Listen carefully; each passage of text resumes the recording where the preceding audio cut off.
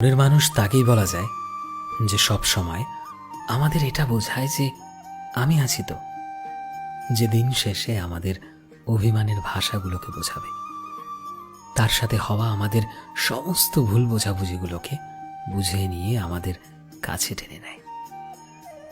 আমার চোখে জল দেখে যার ভেতর তছনছ হয়ে যাবে, যার কাছে আমার মুখের হাসি পাহাড় সমান আনন্দের হবে, আর আমার খারাপ থাকাগুলো দেখে যার দুনিয়া ওলটপালট হবে।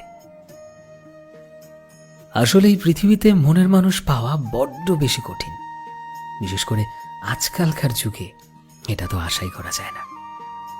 সবাই তো মনের মানুষ হতে পারে না।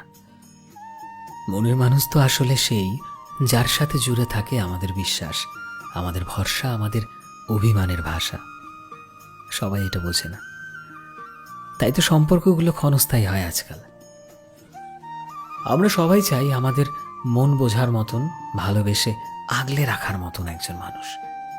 এই পৃথিবীতে সবাই এতটাও ভগবান হয় না, যারা পেয়েছে তারা আসলেই অনেকটা লাকি। আসলে কি বলতো, মনের মানুষ তো সেই মানুষটাই যে আমাদের হারানোর ভয়ে কাঁদে, হারিয়ে ফেলার ভয়ে ছটফট করে, নিজের সবটা দিয়ে আগলে রাখতে চায়।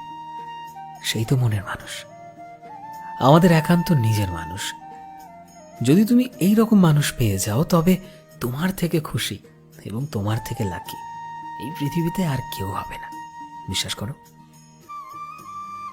সো ফ্রেন্ডস, আমি শোভন ছিলাম তোমাদের সাথে, কলমে বিশ্বজিৎ। ভিডিওটি কেমন লাগলো অবশ্যই কমেন্টে জানিও। এই মুহূর্তে তুমি যদি আমাদের ফেসবুকে দেখে থাকো, তবে প্লিজ আমাদের পেজটিকে ফলো করে দিও। চ্যানেলে নতুন হলে প্লিজ চ্যানেলটিকে সাবস্ক্রাইব করে দিও। আর যারা অলরেডি সাবস্ক্রাইব করেছো, তোমাদের সবাইকে অসংখ্য ধন্যবাদ। দেখা হচ্ছে নতুন একটা দিনের নতুন একটা ভিডিওতে। টিল দেন, সবাই ভালোবাসায় থেকো এবং সবাইকে ভালোবাসায় রেখো। Thank you.